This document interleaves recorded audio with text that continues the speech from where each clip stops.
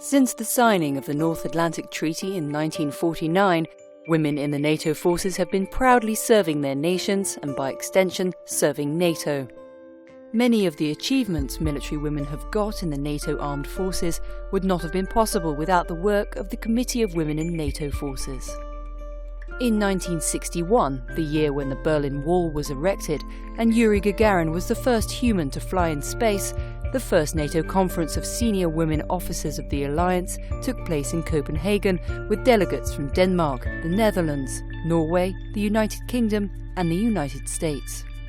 The delegates unanimously expressed the hope that NATO and national authorities would consider employing women more widely within their military services for the greater interests of the alliance. After the meeting in Copenhagen, subsequent meetings took place in Brussels and Paris, all of them set up and organised by Colonel Elsa Martinsen Larsen, director of the Danish Women's Air Force.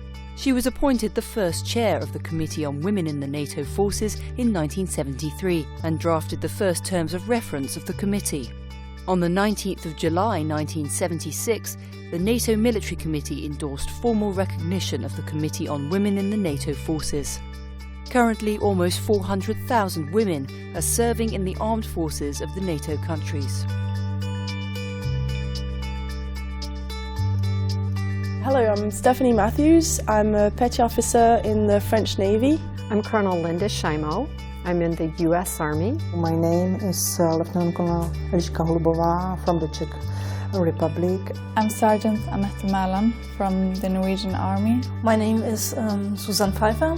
I'm a Master Sergeant of the German Air Force. I am Lieutenant Colonel Hilde Segers. I'm a Belgian officer. I joined the National Armed Forces in 1980. I wanted to have an active life, something adventurous. I wanted to go abroad. I wanted to study and be financially independent. I wanted to work with people, and all of this actually has been met by the National Armed Forces. The opportunity to serve my nation is really why I joined the service, and I joined the Army. My mother and father are very patriotic, and I'm the oldest of four, and I was the first one to go into the Army. I joined the Armed Forces in 2001 in September. It was the first year when the Army was open for the German women. My father retired as a senior master sergeant. I saw him serve with dignity and respect, and I wanted to do the same thing. My mother wanted me to be an officer. So I went back to school and I came on active duty in 1985, and I've been serving as an officer in the U.S. Army ever since. You're much better, you just have to relax. I joined the French Navy in September 2007 after my university degree.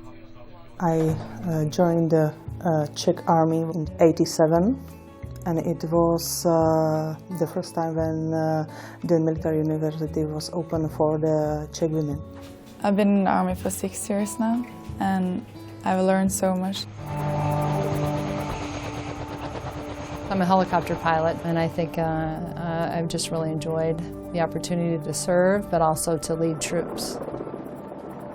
To be a woman in the armed forces is you're always part of a minority.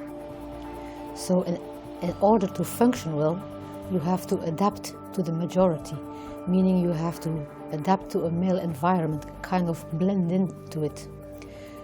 This can be difficult, but once you are accepted by the group, you will feel that this is the best group you can be a part of.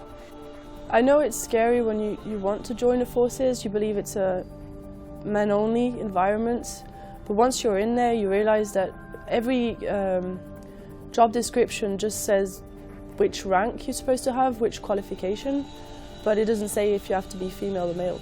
We have the same equal opportunities as men. Women shouldn't be scared of joining the forces. To be a woman in the military has never been a big challenge for me. It's, I guess it's the same to be a woman than to be a man. I think one of the main challenges since I joined the Army is to get the respect as a female. Sometimes I think I have to do the double what does a man do to get the same respect. And that's not always easy. For me to be a woman in the military is to have incredible opportunities. I was given lots of opportunities to learn new techniques and capabilities. I cannot see difference, but as the woman I need to show more than some of my colleagues. I try to be professional, therefore I applied only for jobs where I can serve without any exception as the woman or as the man. The most significant challenge that I had entering the armed forces, especially coming on active duty, was the requirement to be physically fit. People think that most of the tasks done by military has a very physical aspect, which is actually not the case. Maybe it is in the first few years when you serve, but once you get in a higher rank or in another position, you get more and more administrative jobs, which makes that you are very well capable of functioning there. It's not like before when we had to prove twice as much as men, like we're worth being here, but now for me it makes no difference to be a man or woman. I've not been treated differently as a woman. I'm viewed based on my capabilities, not based on my gender. I think the military needs women in the armed forces. I got the experience in Afghanistan. They were looking for women because only women were allowed to search women. What's in your pocket? Your pocket? Yeah, see? After a shooting, we drove back. It was late in the night. And you can see in the spotlight there was young boys, not older than 3 or 4 years old. They collected up our empty cartridge cases. Normally children in this age were sleeping in the bed at this time at home. It was an experience to think about things.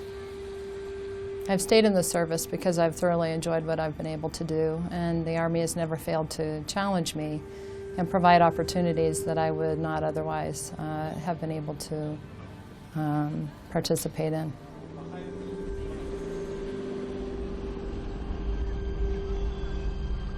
I have been in an operation in S4, Bosnia-Herzegovina, for 6 months. From a professional point of view, I have never learned so much in such a short period of time, so that was definitely my best professional experience. On the other hand, from a personal point of view, I had at that time 2 small children, and missing them 6 months, that was difficult. But my male colleagues, being a father, had the same issues. It just, we talk about it.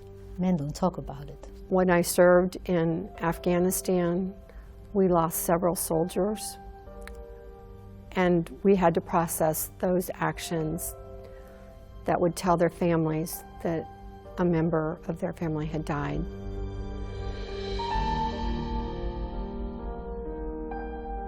As a battalion commander, the first time I had deployed was in Iraq, and I got to lead my troops there, and everything that you have trained to do in the military, you finally are able to do. And I think to lead soldiers is truly probably the most honorable thing to be able to do in the service.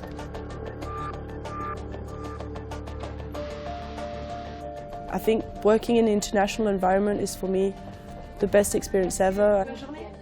I was picked for a ceremony in NATO actually for the 10 years of 9/11. We put the NATO flag down, half-mast. I was very proud to be there. For me, it's like a privilege to be one of the German soldiers to represent my own nation.